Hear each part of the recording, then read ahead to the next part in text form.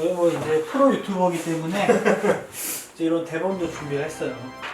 처음 저희 까치토치가 했었던 컨텐츠가 아마 패션스쿨이 필요한가에 찍었는데 나름 Q&A가 좀 찍고 나서 이제 조금씩 문의가 저한테도 오고 또창님한테도 이렇게 왔다더라고요. 네.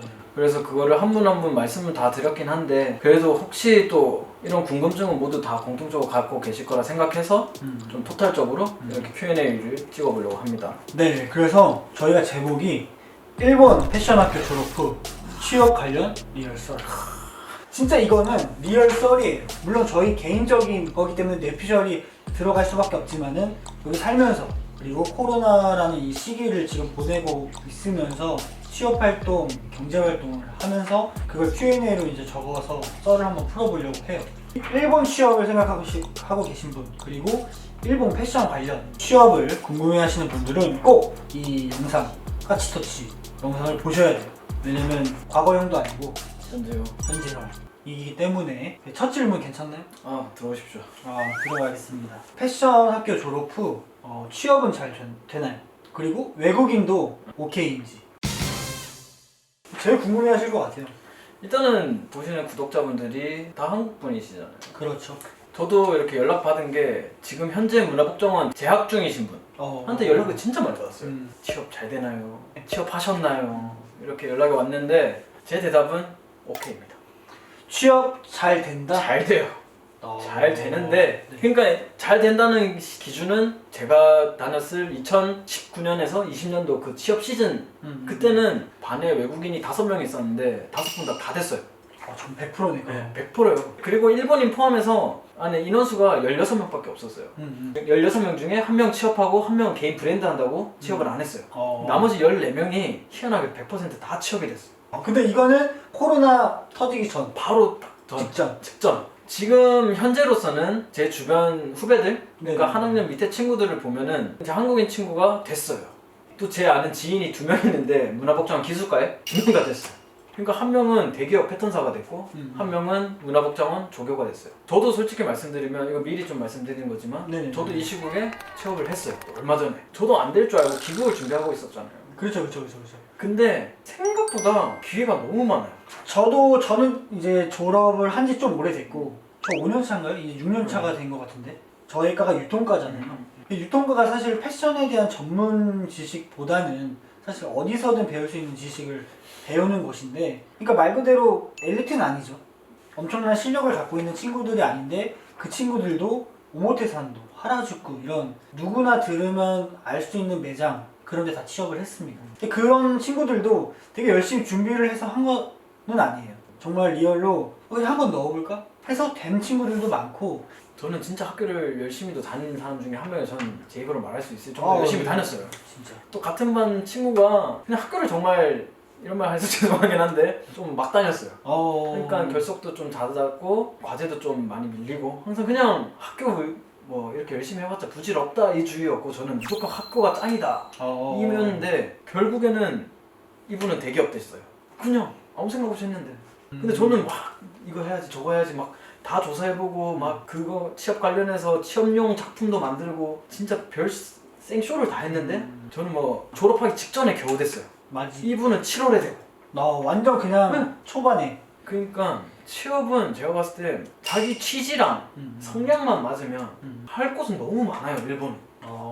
근데 이거는 저희가 패션 관련 업에 대해서 당연히 그쪽에 나왔으니까 그쪽 베이스로 얘기를 하는 건데 다른 친구들도 많잖아요. 패션 관련 없는 분들도. 근데 이거는 어느 정도 다 속해요. 그래서 정말 일본이라는 곳이 사실 뭐 어마어마한 돈을 받을 수 있는 것은 아니지만 취업의 기회는 훨씬 많다. 졸업 후 취업은 잘 되나요? 잘 돼요. 잘 됩니다. 그리고 외국인도 문제 없습니다. 그러니까 일본 애들이 이건 좀 장점 아닌 장점인데 제가 느낀 거는 외국인이라서 특별 채용해야 된다? 그게 아니에요. 그냥 외국인도 똑같은 일본인으로 보는데 일할 수 있을 정도의 일본어 커뮤니케이션만 되면은 그냥 자격 조건이 오케이인 거예요. 뭐 자격증? 이런 거 쳐다도 안 봐요. 장벽이 엄청 낮은 거죠. 그러니까 똑같은 일본인이랑 경쟁을 하게 됨으로써 나만 외국인인 거예요. 그 경쟁 사회에서는. 한국은 그냥 한국인, 외국인 이렇게 나눠서 따로따로 많이 하고 하잖아요. 그쵸. 근데 일본은 그게 아니라 그냥 같은 내국인이지만 내가 거기 속해지는 거라서 그래서 되게 기회가 많은 나라인 것 같아요. 네, 두 번째 퀘스천, 두 번째 질문입니다. 이제 패션 관련 업종에 취업을 했을 때 무조건 판매부터 시작을 해야 되나? 근데 이런 생각을 갖고 계신 분들이 많더라고요. 국내 같은 경우에는 뭐 그런 데도 많고 무조건 매장 경험은 있어야 된다. 그런 마인드를 갖고 있는 패션 관련 그 브랜드들이 많기 때문에 그렇게 생각할 수 있는데 일본은 어떤가요? 아닙니다. 아니다. 판매는 판매만 하는 거고 그 외에 직종, 기술직, 기획직, 영업직, 생산관리직 그건 그냥 바로 본사로 들어가요. 아 진짜로? 네. 일본에서는 판매라는 직업이 되게 중요한 직종이잖아요. 정말 중요하죠. 어떻게 보면 일본이 제일 비중을 많이 쏟는 직종이 영업이랑 판매라고 저는 회사에서 얘기를 하더라고요. 그 회사의 브랜드의 간판이 얼굴인 거잖아요. 그렇죠, 그렇죠. 그러다 보니까 그냥 판매는 걱정 안 하셔도 돼요. 디자이너가 되고 싶고 디자이너 취업했는데 판매하면 어떡하지? 라고 생각하실 수 있는데 그 걱정은 좀 내려놓으셔도 돼요. 일본은 절대 그 채용된 직종으로만 시키기 때문에 물론 회사의 시스템마다 조금씩 다를 수는 있는데 대부분의 회사들은 바로 기획직이면 바로 기획직으로 디자이너면 디자이너로 패턴사로 패턴사로 바로 그냥 본업 들어가신다 보면 됩니다.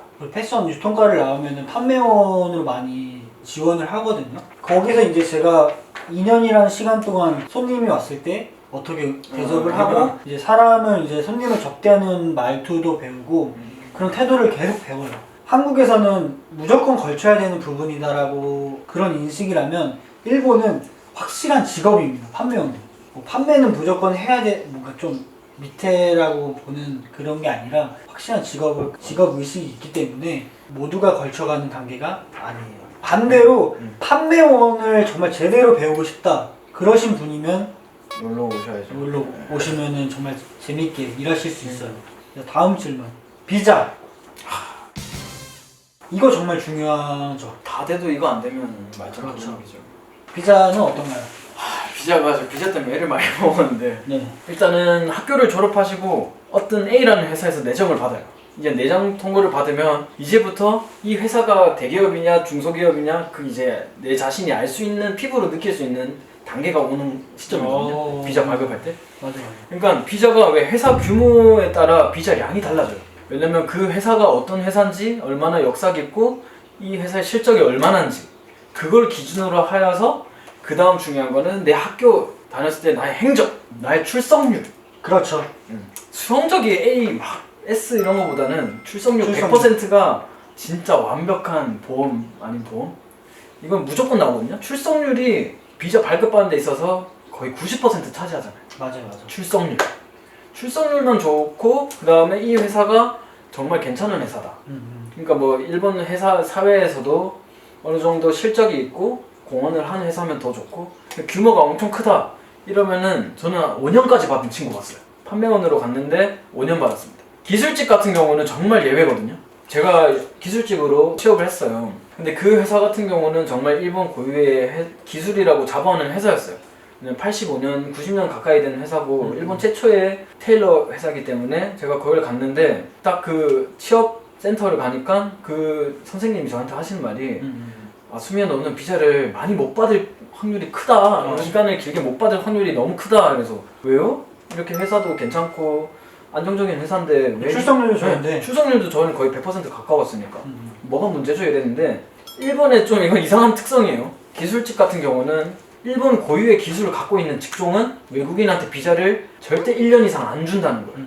그게 왜 그러냐면 이건 좀 아주 안 좋은 상황의 예인데 예를 들어서 일본만의 그 회사만의 고유한 기술인데 그 외국인한테 그거를 가르쳐주고 배우게 했어요. 그래서 내가 그거를 습득해서 어느 정도 실력이 늘어서 어느 정도의 준프로급이 됐어요. 그때 퇴사를 하고 그 기술을 가지고 그 나라로 귀국하신 분들이 많았대요. 옛날부터. 그래가지고 일본 측 입장에서는 솔직히 손해잖아요. 그렇죠. 그렇다 보니까 어쩔 수 없이 외국인의 기술직은 특히 전문 학교의 기술직, 엄청 소수의 기술직 같은 경우는 비자가 1년밖에 안 나옵니다. 그래서 저희 회사에서도 상사 중에 대만 분이 계셨는데 5년 차인가 그랬는데 매년 1년에 한 번씩 갱신을 하고 계세요. 그 귀찮은 거를. 그래서 기술직 같은 경우는 비자가 길게 안 나오고 그 다음에 그 외의 분들 영업 서비스, 뭐 기획직 분들은 첫 해는 1년 그 다음에 갱신하고 나서부터는 걱정 없이 3년, 5년 길게 나와요. 맞아요. 그러니까 일단은 제일 중요한 게 학교 출석률. 그래서 학교를 잘 다니기만 하면 성적은 상관없습니다. 본인이 학교를 열심히 다녔으면은 취업을 했다. 그러면은 비자 문제는 사실 없다고 보시면 돼요. 근데 이직할 때 또 다른 얘기죠. 그쵸, 이직하면 또 다르죠. 그러니까 내가 만약에 식당에서 비자를 받았어요. 첫 직업이. 이제는 식당 말고 노래방으로 가야 되겠다. 전혀 내가 했던 일이랑 전혀 관련 없는 회사로 이직을 하게 되면은 비자가 상당히 까다로워집니다. 아주 어렵죠. 네. 그러니까 이게 전문 학교일 경우에요. 한국 대학 졸업 안 하고 일본에서만 전문 학교를 졸업했으면 그 전문 학교에 내가 나온 전공에 관련된 직종만 비자가 나옵니다. 네, 이게 원래 정답이에요. 근데 이제 어떻게든 그 회사에 따라서 이게 둥글게 좀 이게 회사 재량인데 네. 저희 패션 쪽 관련이면 예를 들면 생산관리직이라는 직종이 있어요. 근데 생산관리 직종 특성상 비자를 내주게 하는 그런 항목이라 해야 되나? 카테고리? 네, 카테고리에 생산관리가 없나 봐요. 정말 까다롭나 봐요. 그래서 좀 좋은 회사거나 큰 회사는 유도리 있게 이걸 영업 서비스직으로 돌려요. 네네네.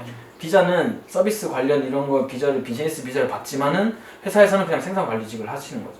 그러니까 이거는 정말 회사의 재량이기 때문에 만약에 내정을 받으시고 비자 발급 준비 중이시라면 꼭 회사 인사부랑 상담을 좀 많이 해보시는 걸 추천드리겠습니다. 네, 그래서 비자는 정말 전문가한테 상담을 받아도 답이 없다고 할 정도로 정말 경우의 수가 너무 많고 이렇기 때문에 제일 확실한 거는 학교를 다닐 때 출석률은 이거는 맨날 따라다녀요. 맞아요. 출석률만 잘 관리를 한다면 문제 없다. 잘 나온다. 라고 보시면 될 것 같습니다. 네, 그러면은 네 번째 질문. 어페럴 관련 월급. 뭐 수민이가 정말 리허설을 한번 풀어주세요. 휴지 없이 못 드리겠네. 일단은 바로 그냥 말씀드릴게요. 네네네. 제가 첫 직장 긴자에서 김자가 어디죠? 그 도쿄의 가장 부자들만 산다는 그 긴자라는 동네에 긴자 최초에 생겼던 테일러샵이에요. 역사가 약 85년에서 90년 가까이 된 엄청 정통적인 테일러 회사에 한 달 월급은 세후 차비 포함해서 15만 1,000엔 받았습니다. 한국 돈으로 거의 160만 원. 160 받았어요. 한 달 일하고. 심지어 저는 코로나 사태 터지고 나서도 출근을 했어요. 보통 다 출근 안 하고 자택근무하고 60%만 받으시잖아요. 그쵸. 근데 저는 출근 100% 다 하고 100% 월급을 받고 교통비를 다 받았는데 월급 명세서를 보니까 15만 1,000엔이 찍혔습니다. 일주일에 2번 쉬고. 네. 일주일에 2번 쉬고. 한 달에 8번 쉬고. 8번 쉬고. 저는 또 시프트제여가지고 회사 특성상 남들 쉴 때 못 쉬고 남들 일할 때 쉬고 이랬긴 한데 빨간 날도 없어요. 월세가 어떻게 되죠? 제가 월세가 10만 원 정도 됐었는데 보통 평균 도쿄에서 이제 뭐 한 명, 두 명이 같이 사는 집이 직장에서 이제 뭐 거리 1시간 안에 살게 되면은 싸야 7만 원. 싸야 거의 7, 80만 원이고 저 같은 경우는 친구랑 같이 살았기 때문에 둘이서 5만 5천 엔씩 11만 원을 같이 냈거든요. 그럼 거의 집세 빼면은 100만 원 남네요.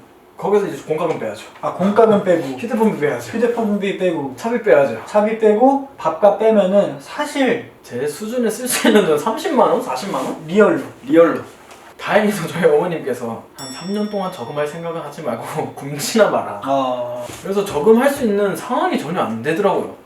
그리고 저희 회사는 상여금이 없어요. 보너스가 없는 회사예요. 인센티브조차 제가 받을 수 있는 경력은 안 되고. 그래가지고 저는 매달 15만엔 한 160만 원 받아가면서 이렇게 몇 달을 일하다가 개인적인 사정으로 지금 퇴사를 했습니다. 그래서 진짜 어페럴 관련 월급 같은 경우에는 아마 국내도 되게 짤 거예요. 아마 대기업 들어가지 않는 이상은 중소 개인 브랜드, 특히나 그런 브랜드 들어가게 되면은 월급이 너무 짠데 일본도 다르지 않습니다. 수민이 같은 경우에는 좀 특이 케이스지만은 그렇게 특이 케이스는 아니에요. 그래도 별 차이가 안 나요. 네. 대기업 들어가는 친구들 보면은 큰 그룹의 회사 들어간 친구는 저랑 끼켜가 1, 2만엔 차이예요. 세금이 일본 세금이 어마어마하잖아요. 그쵸. 저는 세금이 한 30만 원 넘게 다 떼잖아요. 월급이 오르는 만큼 어느 정도 되면은 세금도 훨씬 많이 내야 되기 때문에 집값 이런 거 하면은 사실 돈을 생각하시고 일본의 그 패션 관련 취업하려고 오시는 분들은 사실 안 오시는 게 실망만 하실 겁니다. 네. 그러니까 이거는 경우의 수가 되게 많아요. 그리고 패션뿐만이 아니라 전혀 관련 없는 직종도 저희가 좀 많이 아는 게 있기 때문에 이런 건 문의 주시면 따로 얼마든지 맞아요. 말씀드릴 수 있을 것 같아요. 다음 질문. 사내 분위기. 한국 같은 경우에는 이제 좀 어딜 가든 군대식 있잖아요. 일본은 한국보다 좀 덜해요. 덜하다. 저는 그 회사 다니고 와서 회식을 한 번도 안 해봤어요. 아 정말로? 회사에 회식이 없었던 것 같아요. 그냥 어... 그때 막 코로나 시작도 했었긴 했는데 이렇게 상사들 얘기 들어보면은 뭐 회식 얘기는 뭐 아예 없었던 것 같고 와 이게 일본이구나 싶을 정도로 너무 개인주의예요. 이건 제 회사 특성상이었을 수도 있는데 네. 아무래도 텔러들이다 보니까 다 자기 일이 업무가 있어가지고 일반 회사 같은 경우는 한 여러 팀들이 프로젝트를 맡아가지고 회전시키면서 일을 하잖아요. 그쵸. 근데 저희는 그게 아니라 한 사람당의 각각 개인의 맡은 업무가 있어요.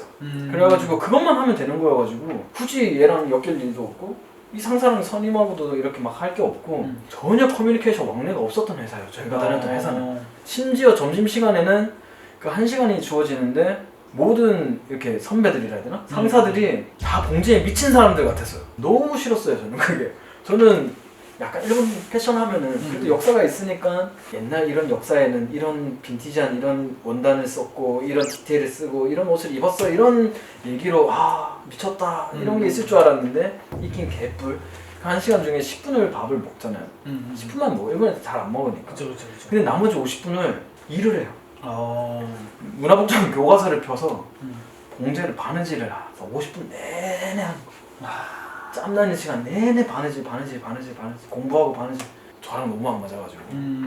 사내 분위기 같은 경우에는 일본은 개인주의잖아요. 우리나라는 이제 1 플러스 알파가 당연히 기본적으로 존재하는 곳이지만 일본은 그렇지만은 않아요. 반대로 그 알파가 고플 수도 있어요. 저는 오히려 고팠어. 그러니까 한국 사람이라면 그 알파가 정말 짜증나면서 스트레스지만 일본은 그 알파가 너무 없어서 반대로 고파요.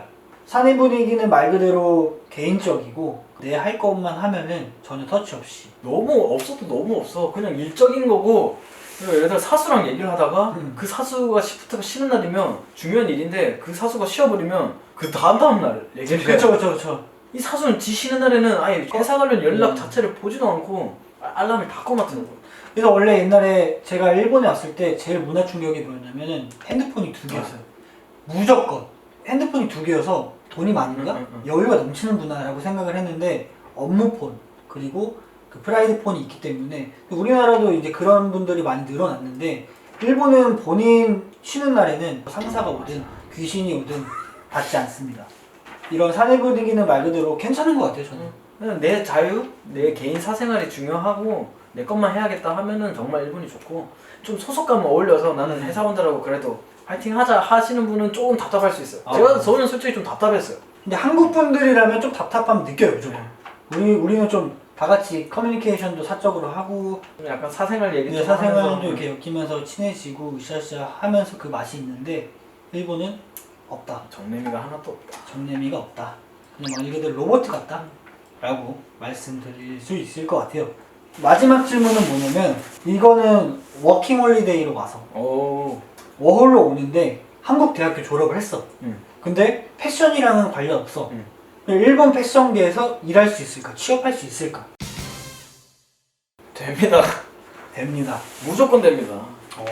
일본은 정말 아까도 말씀드렸다시피 일본이란 나라는 그냥 내가 좋고 내가 이 회사에 관심이 있고 내가 조금 어느 정도의 지식 그냥 모두가 아는 지식 정도만 알고 있고 관심을 표현한다면 그냥 뽑아주는 회사. 근데 제가 알기로는 한국 전문대는 안 되는 걸로 알고 있어요. 그러니까 한국 전문대를 나오시면은 일본에서도 전문대 이상을 나와야지 비자가 나와요. 비자가 워홀 비자인 상태에서는 일은 가능하신데 네. 이제 아예 이 회사에서 말뚝을 받고 정사원으로서 오래오래 일하시려면은 조건으로서 외국인들은 그 외국 4년제 대학을 졸업한다는 전제 하에 취업이 가능하냐 불가능을 따질 수가 있어요. 전혀 패션이랑 관련 없는 4년제 대학교를 나오고 일본에 와서 워킹으로 와서 일할 수도 있고 비자도 받을 수 있습니다. 그 질문을 추릴 때는 너무 많나? 라고 이제 했는데 또 얘기를 해보니까 또 욕심나. 또 더 많이 말씀드리고 싶어서 입이 근질근질하죠. 모든 거 알고 있는 것만큼은 이 영상이 못 담은 것 같아서 아쉬우니까 더 문의를 주신다면은 언제든지 얼마든지 더 도와드릴 수 있으니까 뭐 빼트린 거 궁금하신 점이 있다면 언제든지 환영입니다.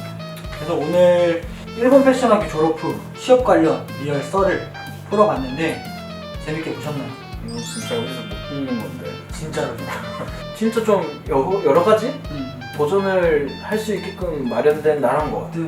그러니까 제일 중요한 게 뭐냐면은 정보가 없으면은 10개 할 수 있는 거를 3개밖에 대부분 못 하시고 그래서 많이 물어보시고 언제든지 들어오십시오. 저희는 환영입니다. 들어와. 또치카치가 또 이제 얼마 남지 않았어요. 최대한 많이 찍고 제가 한국에 갔다가 다시 빨리 돌아오도록 하겠습니다. 지금까지 강도씨의 행복한 고생하셨고요. 강도씨 똑같이. 였습니다. 감사합니다. 화이팅! 화이팅!